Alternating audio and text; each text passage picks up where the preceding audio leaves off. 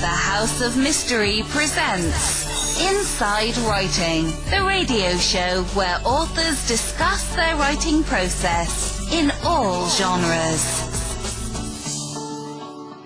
Okay, you are back in the House of Mystery, and I'm Al Warren, and in the background we have Mr. Martino in his dress playing the slots. Exactly. That's exactly what I'm doing here. Yeah, you know, he's had a rough day, everyone. And I'm going to be mean to him because you know how much I like to be mean to him. It's all part of the fun. I think he likes it too. Yeah, he does. Yeah. He's one of those. The old guy he broke his glasses, he broke his tooth, he fell down in his dress when he was trying to run across the casino when a favorite slot machine opened up. It was that old banana peel trick. Yeah.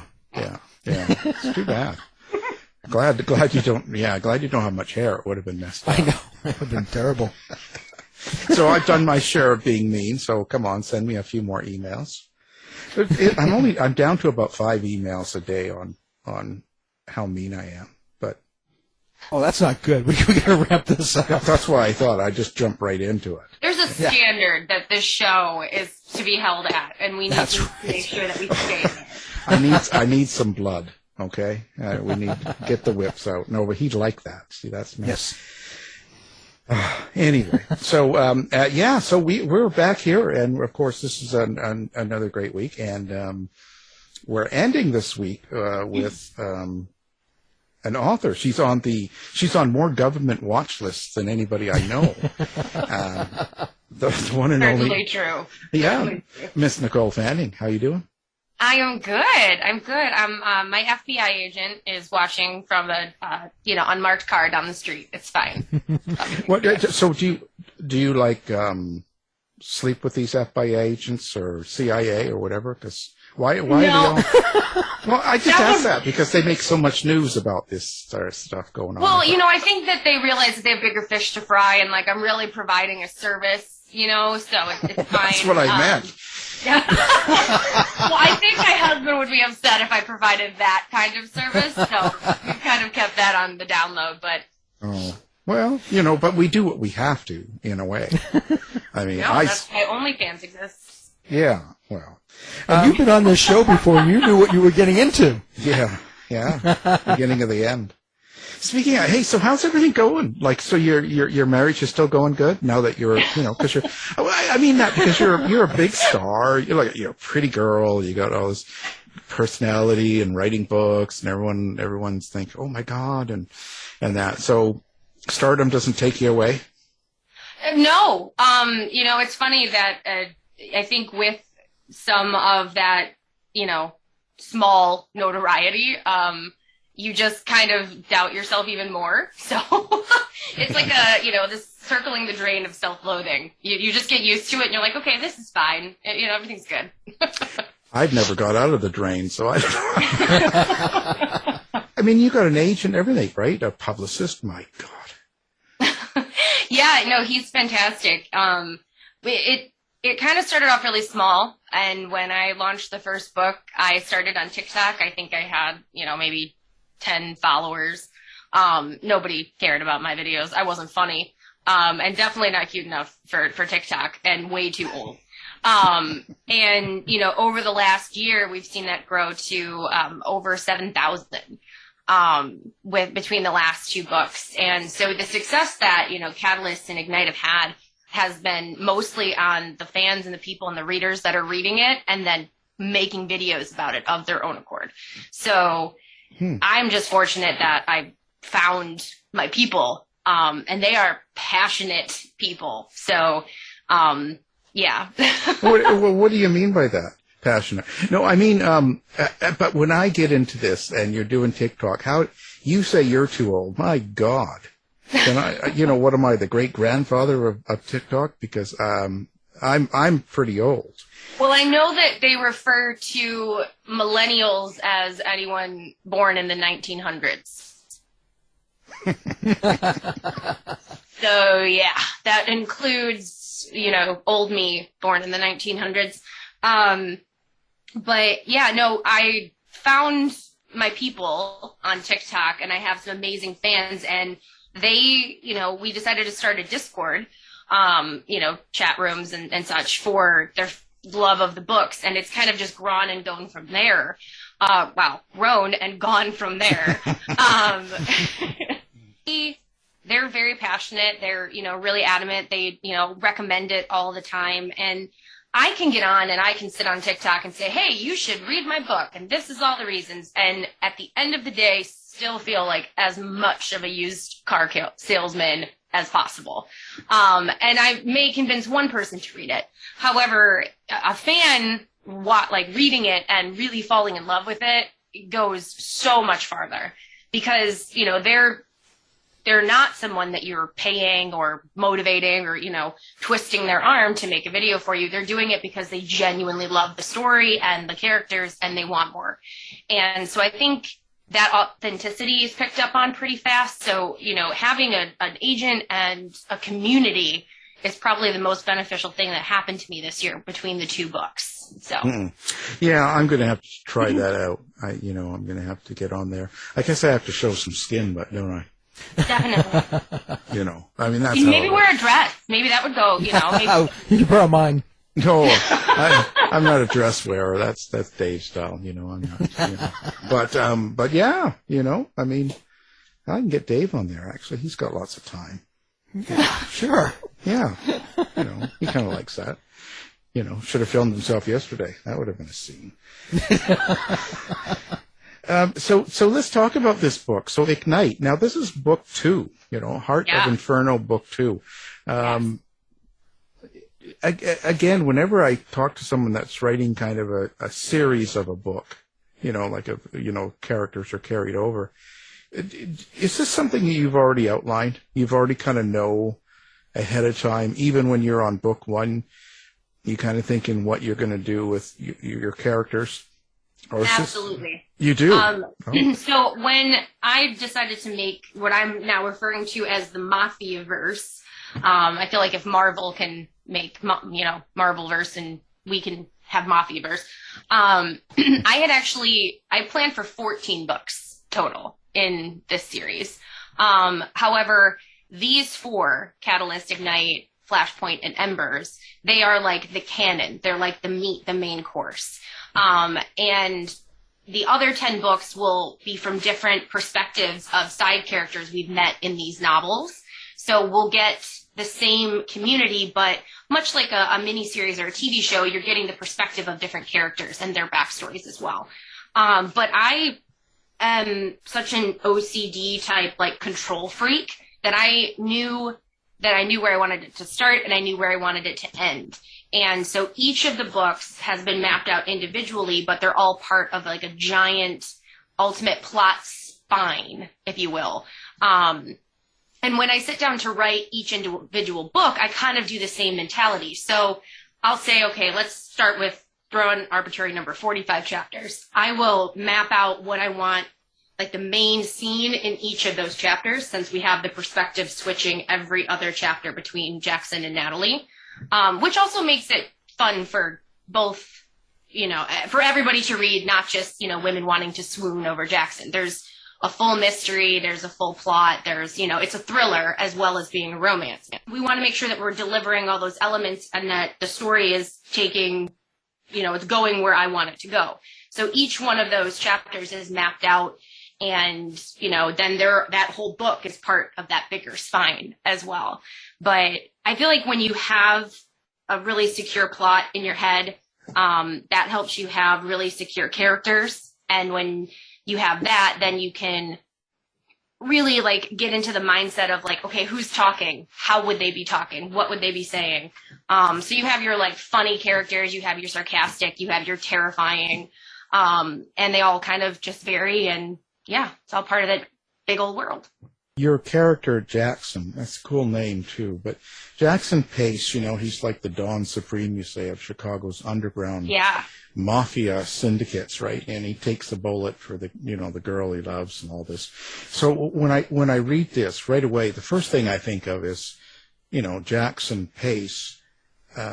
He's probably very tall, handsome, good-looking, and he's definitely got big cock energy. But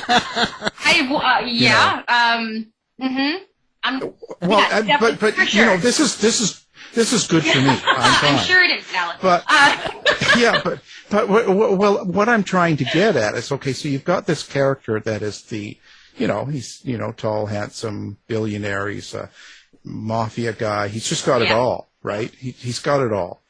Do you find that that's really important to have your character be like that rather than be someone like, let's say, well, actually, that's a really good point. Well, yeah, because today's date, right? There's so many people that, especially younger generations, and that's fine, it's cool.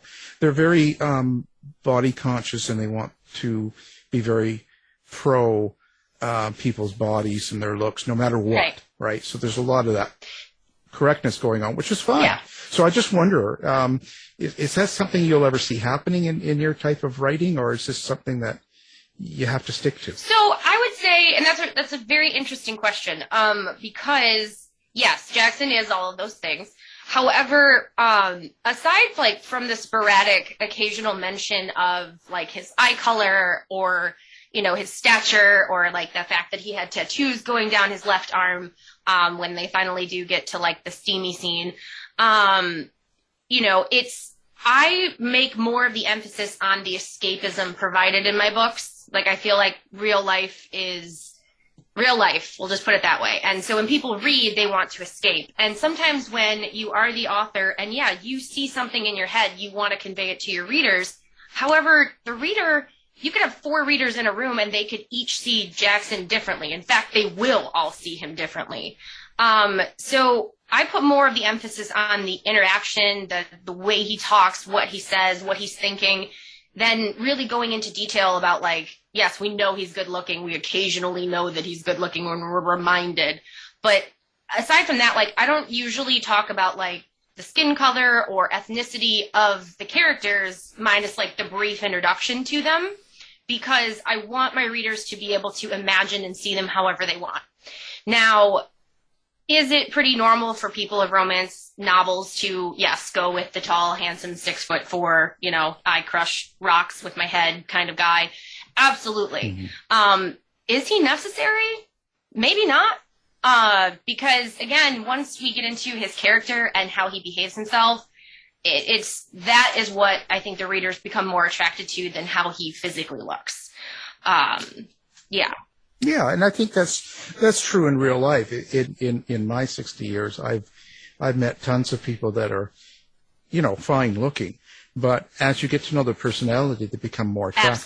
Absolutely. That brings it to the point of, so it's okay for me. I'm reading the romance, and you want to have all that stuff. So it's okay for me. I'm from an old generation, so I expect my male character to be, The Rock or whatever, someone, that's got it all.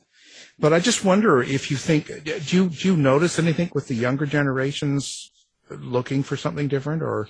Not necessarily. Again, like, I feel that there's less of an emphasis on those things. I think that we, in a great way are moving from, seeing the world from our ethnicity and background into like the colorful nature that it actually is. And that's, as I'm creating this mafia don who is part of this underworld, and obviously he's international and has connections all over the world, he would be part of this big colorful cast of characters. So not everybody in my books looks the same, that just based on like size and looks and like ethnicity and that kind of thing, because they're part of this colorful, diverse, complex world, and, that's the world that we want them to be in. So, yeah, I feel like there are writers who specifically make their main characters unattractive. Like, it's like a thing, like where they do have the other, whoever the love interest is, falling in love with the personality of the character versus, like, the looks of the character. And I think that, that's really exciting and amazing. And again, when you are reading something, you still imagine them however you want. But yeah, I think it's probably still a little bit in the old-fashioned realm, but we are moving to being more body conscious and less about the physical appearance and more about the quality of someone's character. Well, I was wondering what you think draws readers to romantic suspense, to that genre in general. Oh, the bad boy. The bad boy. You know, Jaxon is in the books. He's cut off from the world. He's ruthless. You know, he's not a complete monster, but if you cross him, you're probably not walking away from it. And when he meets Natalie, it's kind of like it's like awakening a part of him that he never really had before. Now, he is a single father, and he did have a relationship prior, and that we learn about in Catalyst. And, you know, she unfortunately died. So since then, but even that relationship was different from when he met Natalie. And so he kind of woos her in like the old traditional sense versus like what's really typical for the genre. In mafia thriller romances, you typically see what I can consider one of three things. Either she saw something she shouldn't have seen, so she's, a hostage, and she falls for him via Stockholm Syndrome. Or, it's an arranged marriage with her mortal enemy to, unite the families, and there's all this drama. Or it's just a matter of, forced interaction and dubious consent. And that's kind of why mafia romance gets that dark reputation. So when I started writing it, and I, remember watching I want to say it was like 365 Days that was on Netflix. And I was like, this would be such a good story, and I would be swooning over this character so much more than I actually am, except for the fact that he kidnapped her, and he's holding her against her will and giving her 365 days to fall in love with him. And, like, he's rich, good-looking, handsome, he knows his way around a really good turn of phrase to, melt someone's business. But it just, that part just, like, was weird with me. And I'm like, okay, well, maybe I'll find something else. And it was just really consistent that those three concepts just kept coming up in mafia romance. So I wanted it to be more of like that traditional, he woos her, he romances her, he wins her. And then at the end of Catalyst, like, he has the ultimate sacrifice and he takes a bullet for her. And, Ignite kicks off with a bang. If Catalyst was PG-13, Ignite is far beyond that. Oh, now we're talking. Yes, for content, obviously the theme, but also just like what happens in that book. At this point, the relationship's established, the couple is established, but things are not going to be easy for them, and challenges are not going to just disappear into the night. Obviously not. So it's a much harder book. There's some really rough concepts. There's some heartbreaking scenes in that book.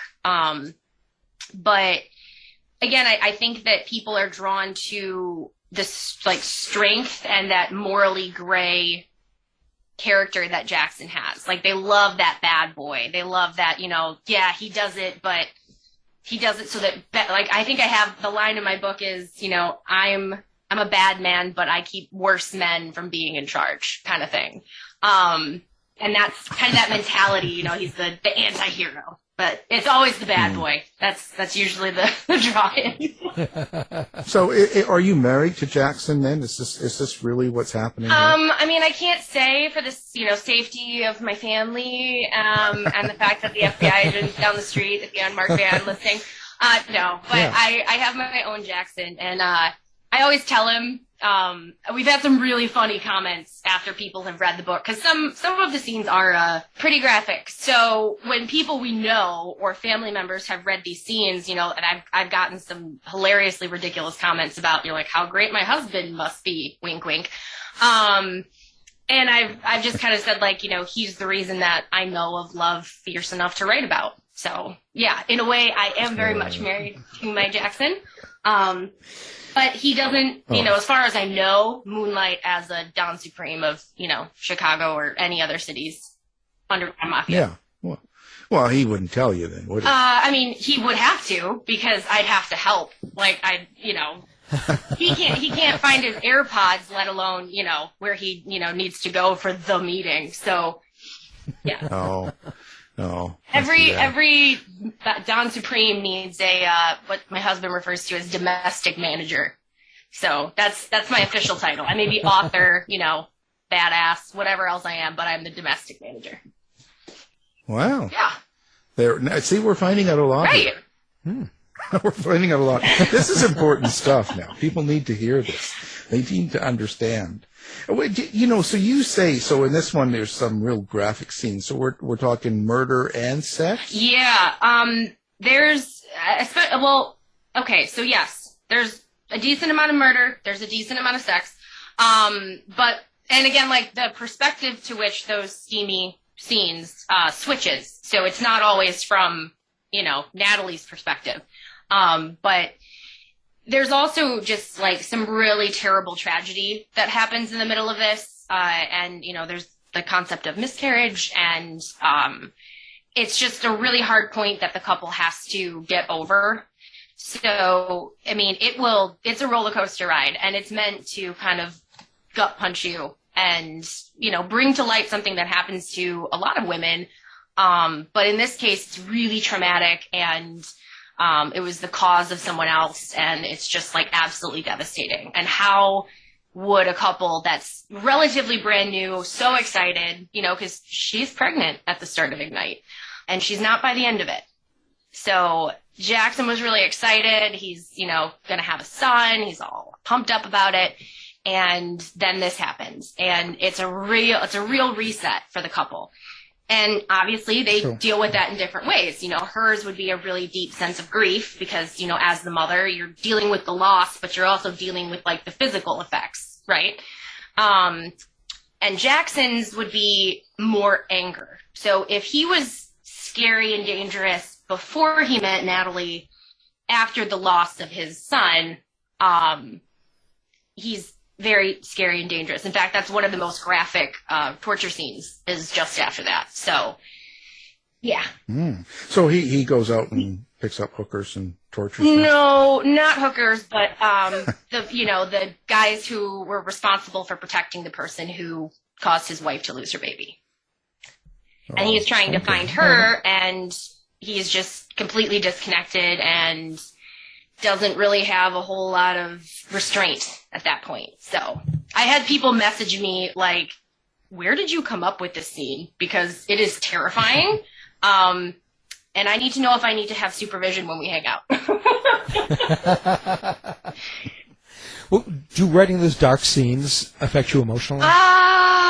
Sometimes. I mean, sometimes like I'll wait until I'm really upset to write one of those. Like if I had a really bad time in road rage and I'm like, traffic was awful, and I'll just be fired up and ready. I'll be like, I'm in a Jaxon mood today, and I'll just go right from his perspective. And I do tend to write because like again, every other chapter switches. So like the odd number chapters are Natalie's perspective and the even number chapters are Jaxon. And that can be really hard to switch back and forth sometimes because their personalities are so glaringly different. And Natalie's a way better person than I would ever be. And Jaxon, I feel like I relate more to Jaxon. I'm more of a rage monster. I know, shocking, right? So when I'm writing those dark scenes, and especially from Jaxon's perspective, I'll write like 3-4 chapters in a row, just because the energy it takes to get into that mindset and write for that character can be really exhausting. It's also why I chose to only have 2 perspectives. I know some people, especially in mafia romance, when you have these complex families, they'll have, 5 to 10 different perspectives in one book. And that to me gets really confusing because as the reader, you're switching back and forth, and it can kind of feel like all of the characters have the same voice. And I didn't want that. I wanted my female readers, obviously I want readers of all genders, but my female readers to be able to relate to Natalie, but also so that, my male readers could relate to Jaxon. So it wasn't just a romance novel. It was that romance thriller marriage. It was, the Harlequin meets the James Patterson, the Stephen King. So I think the greatest, compliment I got was from my best friend's father-in-law, who was, just absolutely in love. And I never expected this man to pick up my book, because I'm thinking, it's a mafia romance. It's really girly. And he's like, the Jaxon parts were terrifying, and now you scare me. Is your husband really alive still, or what? I'm beginning to Yeah, wonder. can you not for the camera, honey? Yeah, I'm beginning to wonder. There maybe he's, I don't know. He's probably tied up in the basement somewhere. You know what's funny, Al, is that you said that exactly the first time we chatted about Catalyst. I remember that. I don't know why something about I scare you and make you think. I don't even have a basement. I can't have him locked up here. It'd have to be at another location, maybe far away. Yeah, well, you probably got it already. You've got a basement, but nobody knows you right. have. Right, like my bat cave. Yeah. There's a dungeon down there, right? Secret passage. Well, yeah, dungeon, but that could have so many meanings. So. Yeah, well, yeah, that's that's a different meaning. Yeah, don't even go there. This woman's wicked, I'll tell you. Oh, but how do you write these scenes, and know that they feel real, or know that they'll sound real, is what I should say, because if you're not living it, where do you think it comes from for you? Like, how do you put this in so that someone can actually relate? So, I felt like when I was, when you read Mafia romance, again, like each book that came out year after year after year, it felt like people weren't actually doing any research as to these organized crime organizations. They were just like regurgitating what they read somewhere else, like this is what a mafia man would look like, like, I'll make you an offer you can't refuse. And they're wearing, they have the Tommy guns and the sidecars. And to me, it was like, okay, well, if I'm going to write a real life mafia story, it has to be believable. It has to make sense. They have to have their own morality, their own system of judgment, how they operate.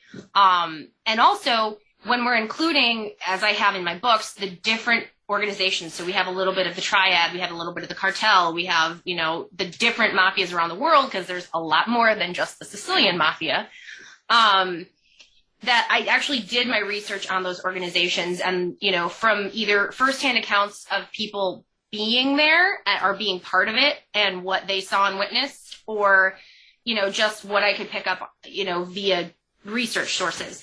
But that part was important to me because I wanted to give the different picture, not of a bunch of men who are, all trying to kill each other to get to the top, but rather one that there's this deep intrinsic sense of loyalty and honor and, family, not to the government, not to any state, but to the family that they belong in. So, if one of them is in trouble, the family's going to get them. If you mess with one of them, the family's coming to get you. And so I think like that helped a bit because it was actual research.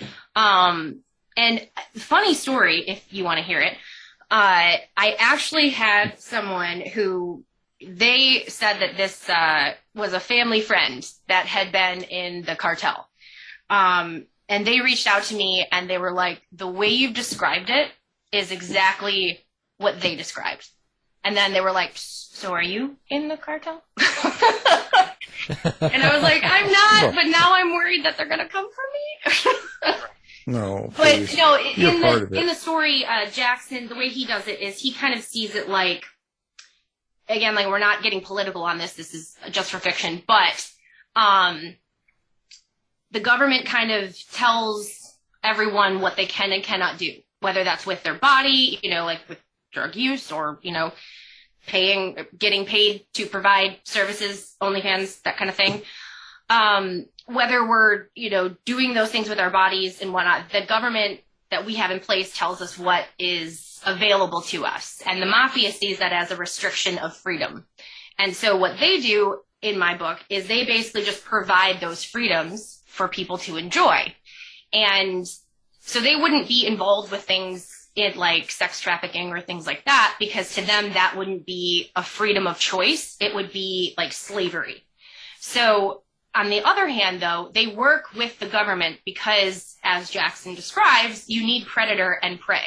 You can't have a police force and rehab programs and, all these different organizations all over the city that are provided by public resource if you don't have people going to those places. So you don't have people committing crimes and you don't have people that are, going to rehab.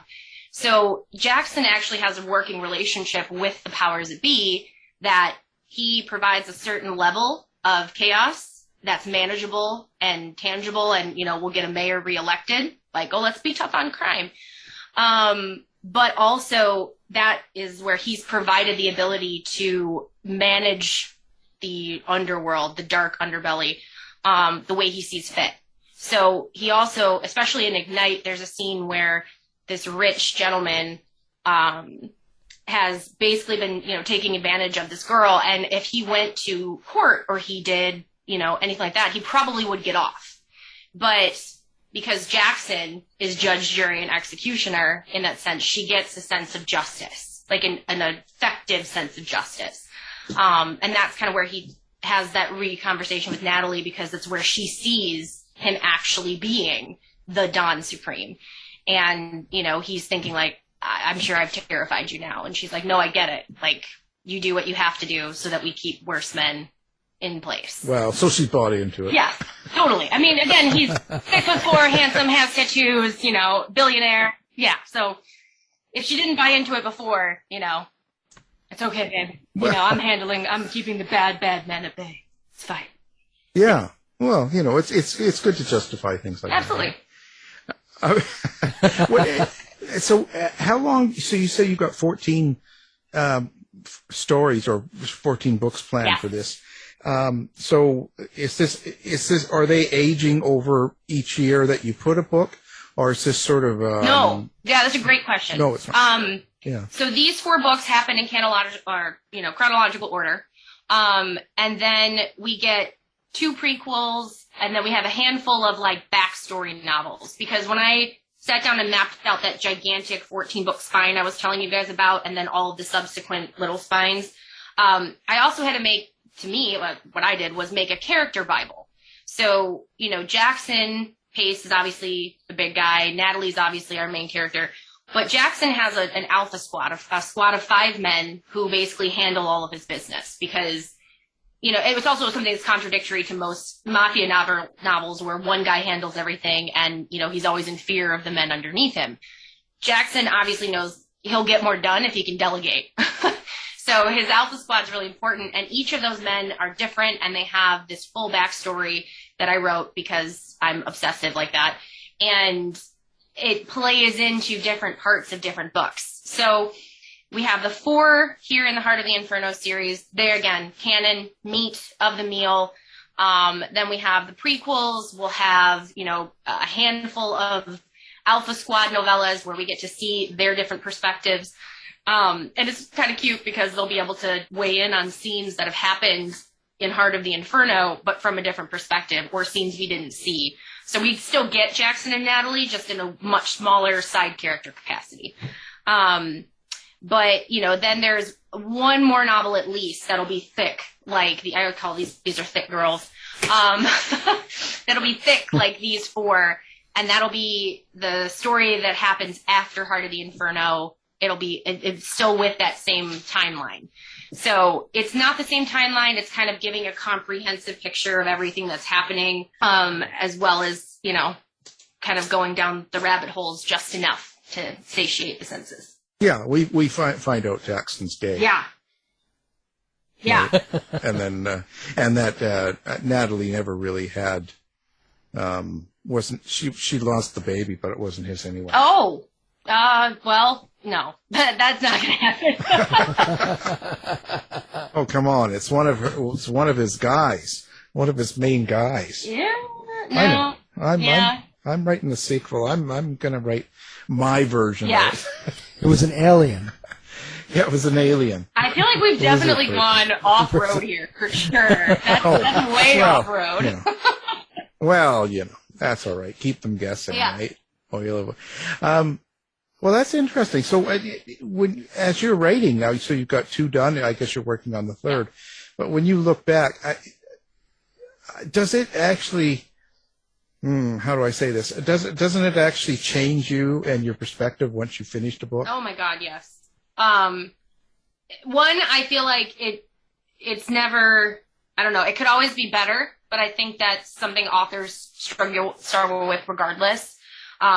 is always thinking like, oh, I wrote this and it's amazing. And then someone tells you how amazing it is. And you're like, oh, it could have been more amazing. But no, it's really satisfying, and it's kind of shocking because I always wanted to be a writer. And I know everybody says that when they're an author, but I actually meant it. I grew up in a household where like that wasn't a real thing. Other people could be authors, but you know, they wanted me to make sure that I had a real job, whatever that meant.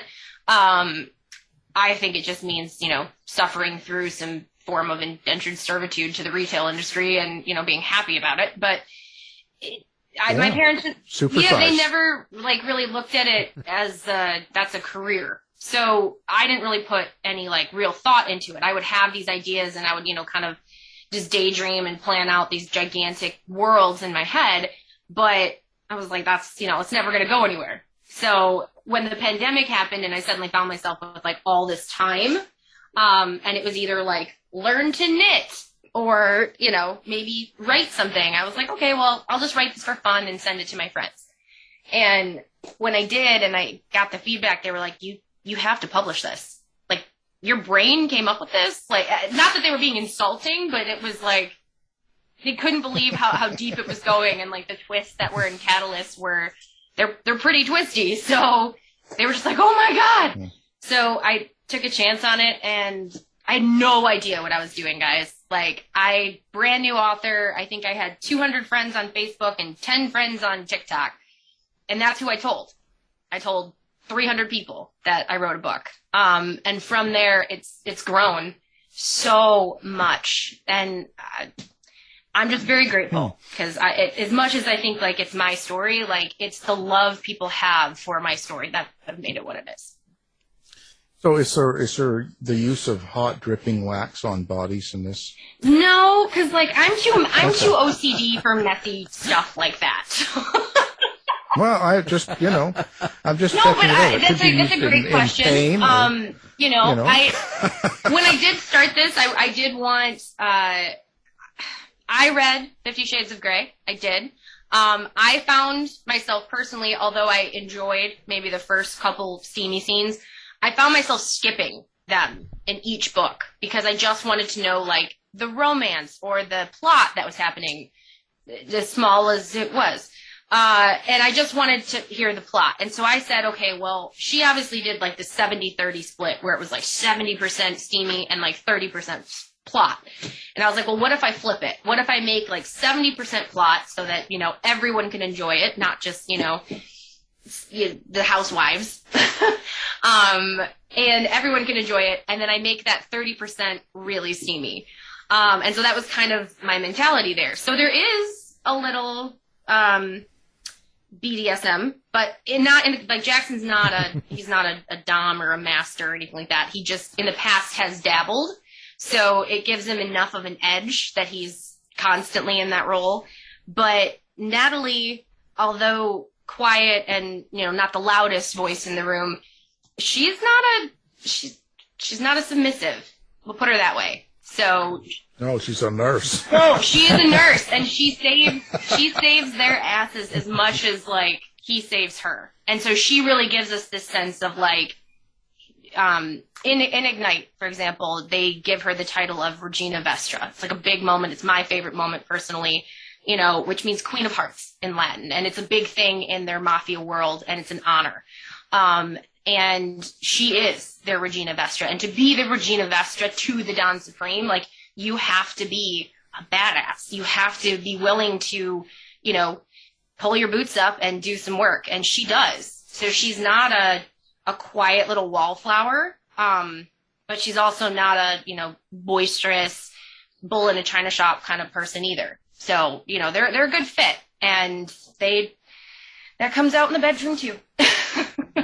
But there is a rating difference between Catalyst and Ignite, and I was very gentle with that. So, like, Catalyst is a bit of a slow burn, meaning there's, like, 45 chapters, and I think, you know, there's a little bit that happens in between, but, like, the real meat and potatoes happens, and I don't know why I keep referencing meat. I'm sorry. So she's not even wearing panties in it. It kicks off in, like, chapter 3, so, yeah.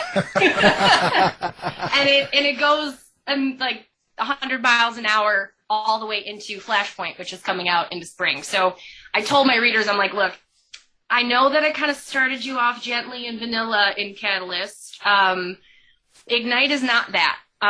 Ignite is like if you threw dynamite into a volcano kind of thing. And Flashpoint, true to its name, is even more so. Because originally the 4 books were the 4 stages of a fire, like scientifically. So you'd have the catalyst, and then you'd have the ignition, and then you'd have the flashpoint, which would be the hottest point of the fire.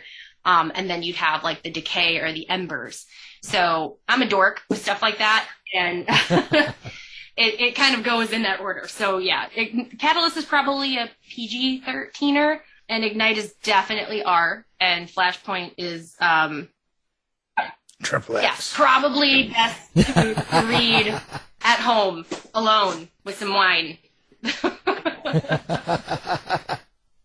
But you actually said that like the steamy scenes themselves can slow the plot down. Yeah, they can. So you have to, and they also can get repetitive. And one thing I said was, I'm like, I'm not as easy as writing just steamy scenes would be. They're super repetitive. Like, how many times is he going to say, oh yeah, baby girl, like over and over and over? And so you want to make sure that they're relevant to the story and that they're unique in some way. So I said, I'm like, I'm not going to write sexy scenes. I will give the illusion that those scenes are happening. Like, there's kind of an allusion to like an elevator scene, where like the book, it has like a mini fade to black where like it's starting to happen, and then we change chapters and perspectives and talk about what had just happened. But I'm not going to just throw it in there for the sake of, drama fodder or filler. And funny. But I wanted them to be relevant and unique and exciting, and move the story along. So we get in and get out quickly. I'm not going to go on for pages and pages. Well, there you go. But do you try to tell a story with those, with the steamy scenes themselves? Yes. Is it like an actually encapsulated story unto itself? Absolutely. And I think, my readers have wanted to throw the book across the room in each of the books, because there's like it's about to happen and then it doesn't happen scene, and like something big happens and they have to go deal with that. Kind of like if you're like playing a video game and you're about to go fight the big bad, and then you find out you can't fight the big bad. You got to go find some stupid, sword in another town and do some quests, that kind of thing. And so the scenes, again, relevant, moving the story along, but very little stories in themselves as well. You got something in the oven? Do I? Yeah, I mean, I heard a ding. That's not the question you should be asking while we're talking about CPT. I was wondering. I'm like, not that I know of or am planning on. I'm happy with just my bird dogs for the moment. Yeah, easier to. And don't knock knitting. Hey, knitting groups are the big thing. I did learn to knit as well. But you see all these people going around, and husbands are going around in knitting groups and meeting in coffee shops and knitting. I'm serious. I've seen very that. Popular. Yeah. No, I learned to knit. I think in the beginning I was like, okay, well, if the world is ending, like I might need to knit our clothes, so I should know how to sew, and I don't have any real skills. And I've always joked with my husband about that. Like, if there was a zombie apocalypse, just let me get bit. I don't want to be one of the survivors. I don't want to be someone who remembers the time that I had air conditioning and McDonald's and all of those things, and I'm living in the woods, hunting for squirrels. I don't want to do that. Oh, come on. No, I'm like, just let me get bit, and then I'll be a zombie, and I won't care, and it'll be fine. But yeah, no, I was like, I need to know some skills, because I don't have any, I don't know how to farm. I don't know anything. So I'm like, I can learn to knit. Yeah. That would be my skill. Yeah. You can't call the delivery. No, you can't. David's learning his skills. Yeah. I am. Yeah. What was your pandemic skill, David? He's learned how to use the Instapot. Oh, that's right. The Instapot is without life. blowing the house up. The Instapot is life. That's right. He had it sitting for a year till I got him on it. Yeah. It's true. Oh my gosh. My husband, when we got our Instant Pot, I had to like slow my husband down because he wanted to like get rid of every appliance we had. I mean, including the stove. He was like, we could put a TV there. You know, like we don't need a stove. Yeah. What do we need a stove for? The Instant Pot was miraculous. And we now have an Instant Pot, and we have the Instant Pot version of the air fryer. And between those two gadgets, I don't know if we use any of our dishware, anything we got for our wedding, anymore. It just sits there looking pretty. Yeah, that's what happens. Yeah. You know, it all gets left behind. I wonder how do you like people to connect with you? Then just TikTok, or do you have a website, or what? So I have a website. It is N as in the letter N, herownwords.com, and I am on TikTok, Facebook, Instagram. I'm on Twitter, but I don't understand Twitter, so I don't remember the last time I posted anything on Twitter. I'm trying to get into Twitter. Again, I'm an elder millennial, and I probably should know how to use Twitter, but yeah. Yeah, Twitter's a little different, but you know, just put everything on there. Yeah, Come on, I know. do the same thing. Just share. Yeah, it's tough. Well, and you, so here we go. You can get my books on Amazon, and they are also on Kindle Unlimited. So if you have Kindle Unlimited, they're actually free. Well, you know, and I'll tell you, you know, if they don't buy Ignite, if there's nothing else before the end of the world, they've got to buy this book. I really think that's true. You can. Right? I've written Ignite, and I will write books in a series this way because I believe it's important. Some people don't always understand that a book is the second or the third in a series.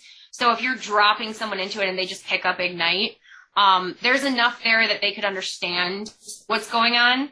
I mean, I would recommend that they read Catalyst because I think it gives you like the full story. But if you are someone who really just wants that spice, you can pick up Ignite and again, like know enough to go through the whole book.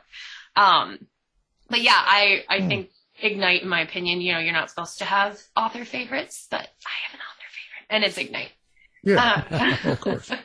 Well, so who do you like yourself? Like, what do you read? What does Nicole Fanning read when she's not writing? So again, I'm a big James Patterson fan. Love Stephen King, because I like the horror, scary stuff too.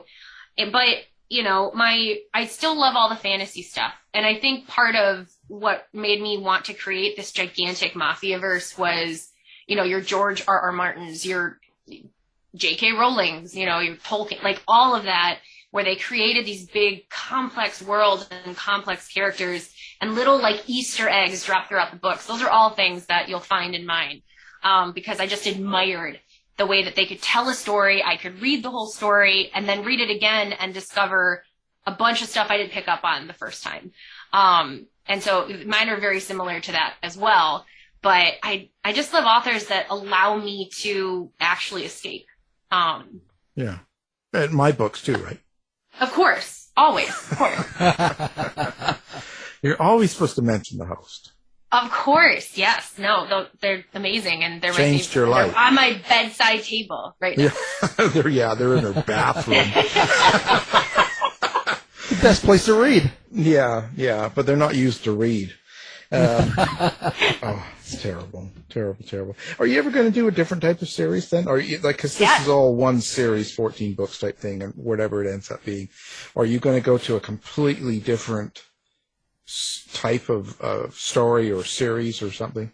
I have two ideas right now for like afterwards. I have a much smaller Omegaverse trilogy that I'd like to do. So, you know, that's like the Shifters and werewolf, like a fantasy type aspect. But I also, it's funny that you mentioned like the attractive, like main character always being a reoccurring theme. Me and a friend were talking about how it would be really interesting to have like a realistic kind of love story where the character isn't initially attracted to the main character. But because of like his personality and dedication and all those things, like she does fall in love with him. So we don't get the rippling muscles and the Greek god and, you know, his hair smells like pine and woods. But that would be a fun kind of like rom-com-y thing to do too. So yeah, I have a couple plans for that. But I live and breathe this Mafia-verse right now, so I'll probably be in here for the next couple years at least. Well, you're really into the whole Mafia-verse sort of thing. So you, how is it going to be to let go of these characters? Oh, I don't know if I ever will. Several of the scenes that are in these books were actually like things I dreamt of, and I like woke up and was like, oh my god, that's amazing. Like there's a scene where in the beginning in Catalyst, Jaxon doesn't give the best impression. Natalie saves his daughter, and she's expecting him to be grateful, but nobody does anything for free in his world, so he's suspicious, and he's kind of a jerk. So in order to apologize to her, he tries to send her flowers, and she refuses them. So I had this dream where it was just like a big room just covered in flowers. And so the more I thought about it, I was like, oh my god, that would make such a great scene, because Jaxon being Jaxon and this like stubborn, I get my way all the time, would start sending her flowers every hour on the hour. And so she leaves with her cousin to just go out and, enjoy Chicago. And she comes back after telling the front desk lady, like, no, I don't want his apology or his flowers. And it's his hotel, so he's there all the time too. And she walks in the lobby, and the entire lobby is just covered in these white roses, each with a bouquet with like a note on them. It's like, basically to Natalie from Jaxon, I'm sorry. And she's like, oh my god. And then she's like, okay, I will accept his apology. I will have dinner with him. Oh. But he's, just so stubborn with that. And that was a scene that kind of came to me in my dream. So they're infecting my regular life and my sleep. But it might have been better just if he sent her a vibrator or something. Honestly, probably more effective. Straight to the point. And then he asks her to use it on him. Well, the flowers end up being funny because her cousin's getting married, and they get told by the florist that we can't do your floral arrangements because we don't have any white roses anymore. And she's looking around the lobby like, they're all here. So what do you mean you don't have any white roses? So it's just like funny, but it's very Jaxon. It's very Jaxon move. Well, there you go. See, we've learned a lot again. Yeah. Every time we talk to someone we do, but nothing like we get from Nicole here. Oh. And whatever you do. I know I'm your favorite. Yeah, and don't cut her off in traffic. No. Definitely not. I don't have my road rage bell anymore. I threw it out the window. So. Well, not only that, she'll go home and write some torturous scene. Actually, you probably should cut Nicole off in traffic so that she does have more material to write. So. Oh, well, I tell you, never ends. Well, it's certainly been fantastic. What can I say? It's never Absolutely. I really enjoyed it, as always. When Nikki invited me back with you guys, I was like, I love them, of course. Yeah, and you keep it interesting, and you don't ask the same rhetorical questions anymore. No. Yeah, God, it's great. Great. I don't want no. That you can go on. There's authors on the air, stuff like that, right? If you want to talk about that stuff, that. Well, again, the book we're talking about is Ignite, and it's the heart of the Inferno book 2. Now get on this. You're falling behind. If you haven't had book 1, Catalyst, and now we're on book 2, and pretty soon it's going to be book 3. Yeah. Get on it. Nicole is waiting. So, Nicole Fanning, thank you. Absolutely. Thank you so much. Thanks, Nicole. It's been a pleasure to be here. Tired of wasting time trying to decide what to watch on your streaming service? Go to our website and look for the Martino movie reviews.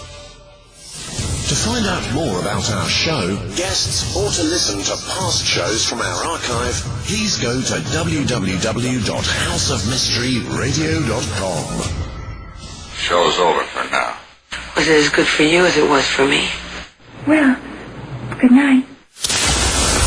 This has been a production of Something Weird Media. I'll be back.